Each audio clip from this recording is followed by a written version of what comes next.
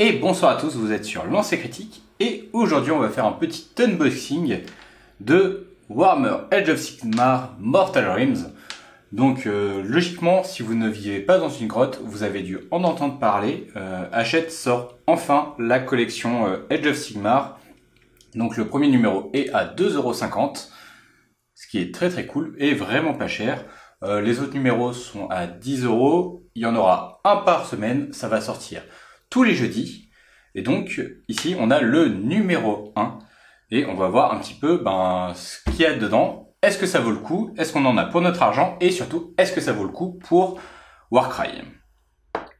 Donc c'est au format A5, c'est assez large. On a des fascicules et des figurines.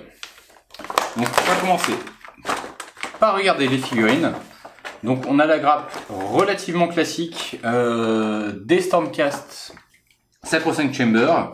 Donc on a les trois qu'on a ici, qui sont les classiques, la Stormcast, le Stormcast Sacrosanct avec sa masse et celui avec sa masse à deux mains, et 10 Chainrasp. Sachant que la boîte de Chainrasp est d'habitude à 40 €, ça vaut sacrément le coup pour 2,50 € d'en avoir. Donc courez, parce que ça va être difficile d'en trouver assez rapidement, je pense.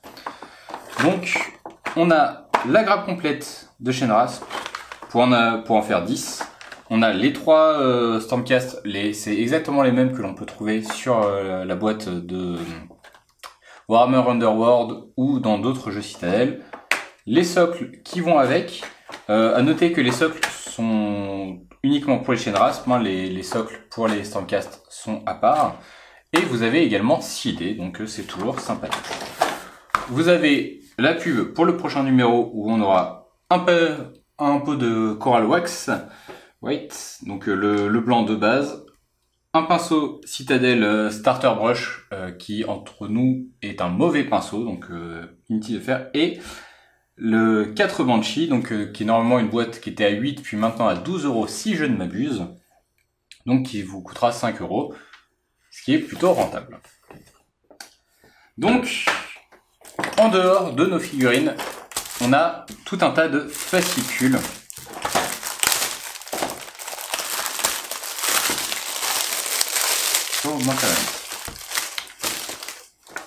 Déjà les fascicules sont perforés, car si vous vous abonnez, vous allez avoir un classeur, donc vous allez pouvoir ranger vos numéros au fur et à mesure, donc ils sont pré-perforés pour ça.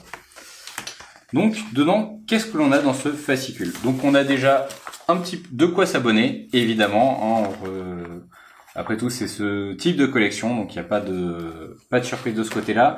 Si vous abonnez, vous avez le droit au pot de peinture, à la pince coupante Citadel que je vous recommande vivement, qui est une excellente pince coupante pour la figurine car elle a un côté entièrement plat. La colle à plastique, la lime spécialement pour les figurines, donc qui est très petite, qui est plutôt bien aussi. Vous allez avoir donc le fameux classeur qui ne sert pas à grand chose. Des pinceaux Citadel, malheureusement on n'a que des pinceaux base, shade et contraste.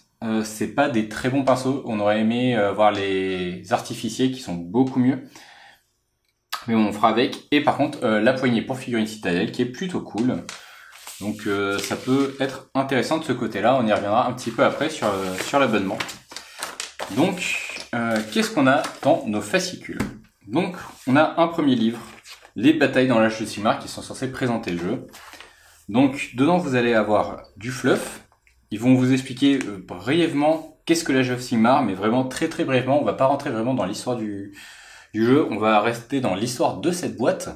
Donc en nous disant on a les méchants et les gentils basiquement. Voilà, faut pas aller plus loin.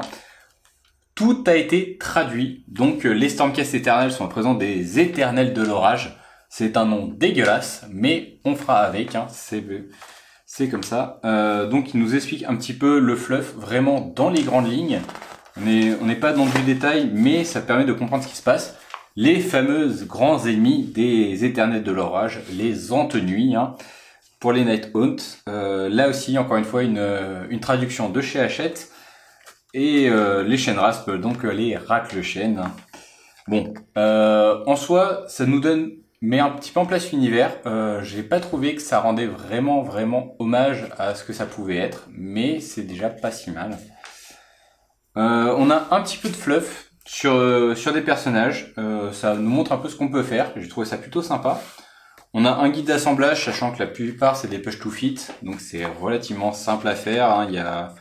La colle est utile mais n'est pas nécessaire pour jouer. Un petit peu de pub pour les prochains numéros et ensuite ils vont nous expliquer comment faire une partie. Donc pour ça, on va avoir un tapis de jeu. Donc le tapis de jeu, c'est ça, c'est une feuille A4 avec où vous allez poser vos 3 séquiteurs ici et vos 10 chaînes rasp ici. Et du coup les règles de jeu sont extrêmement limitées. Hein. Ça va être, vous avez le droit de vous déplacer de 3 pouces. Si vous êtes un séquiteur, vous pouvez vous déplacer de 3 pouces, lancer 2 dés quand vous attaquez. Et sur un 3 ou plus, vous tuez un chaîne rasp. Et à l'inverse, les chaînes rasp peuvent également se déplacer de 3 pouces. On aura 2 attaques chacun. Et sur un 4+, vous infligez une blessure à un séquiteur. Et si vous en infligez 2, vous arrivez à les tuer. Personnellement, si j'avais dû découvrir Age of Sigmar avec ça, je n'aurais pas continué à jouer parce que les règles, c'est même pas qu'elles sont limitées, c'est qu'elles sont presque inexistantes. Hein, c'est autant faire une bataille de dés. Donc j'espère que ça va un petit peu s'améliorer sur le temps. On verra bien. En tout cas, donc pour la première, on a vraiment, c'est assez faible, hein, faut dire ce qui est. Mais on a donc ce mini champ de bataille et bien sûr la pub pour le numéro 2. Également, nous avons donc toujours plus de pubs pour s'abonner, au cas où la première n'aurait pas suffi. On a un petit peu plus de pubs, mais surtout accompagné d'un poster. Donc le poster avec la couverture du dernier Stormcast, qui est plutôt cool, hein, faut dire ce qui est, avec plus ou moins tout ce que vous allez avoir si jamais vous achetez la collection complète.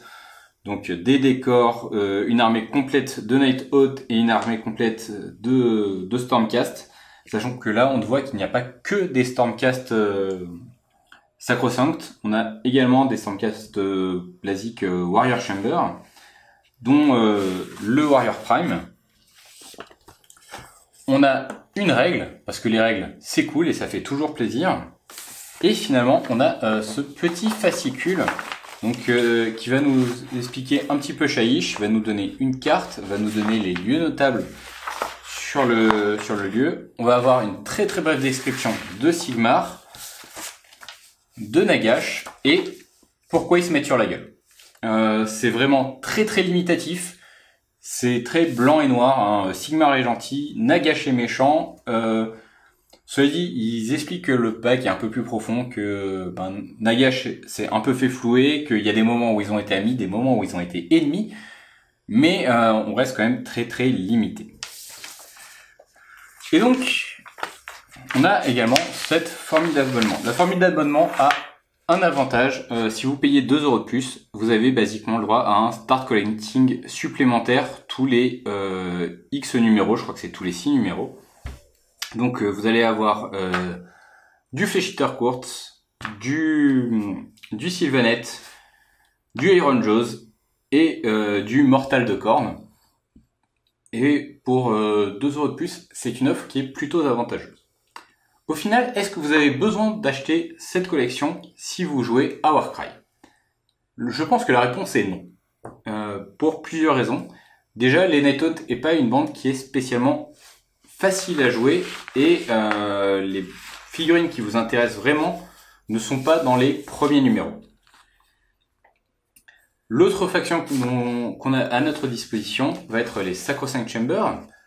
Et là aussi, c'est une bande qui est plutôt pas chère à faire et avoir à attendre un mois, voire un mois et demi pour pouvoir faire sa bande n'est pas vraiment rentable.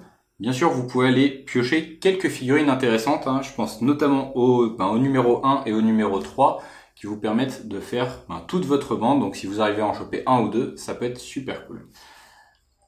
Ensuite, vous avez donc cet abonnement premium. Cet abonnement premium est intéressant pour certaines bandes. Pour les Flesh Eater Quartz, il vaut largement le coup. Pour les Iron Jaws, il vaut également largement le coup.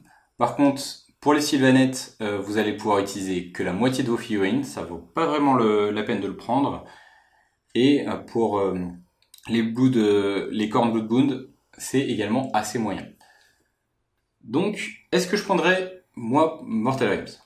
Alors moi, personnellement, je vais le prendre parce que je joue également à Age of Sigmar, je ne joue pas uniquement à Warcry. Ça peut être un bon investissement si vous avez envie de faire plusieurs bandes pour Warcry et avoir plein de choses à votre disposition et avoir beaucoup de choix sur ces bandes. Parce que ce n'est pas très cher vraiment comparé à ce que l'on trouve actuellement chez Games Workshop. Sinon, ça reste quand même d'un intérêt assez limité si vous débutez sur Warcry et que vous dites tiens c'est une bonne occasion, j'aimerais bien prendre Mortal Realms pour ça. Ce n'est pas un achat que je vous conseillerais car vous n'aurez pas vraiment de quoi faire des bandes ou en tout cas faire des bandes vraiment intéressantes. Donc voilà, c'est basiquement mon avis sur Mortal Realms. Si cette vidéo vous a intéressé, n'hésitez pas à me le signaler dans les commentaires, auquel cas je ferai également les débriefs sur les épisodes suivants. Dans tous les cas, merci à tous de m'avoir suivi, je vous dis à la prochaine,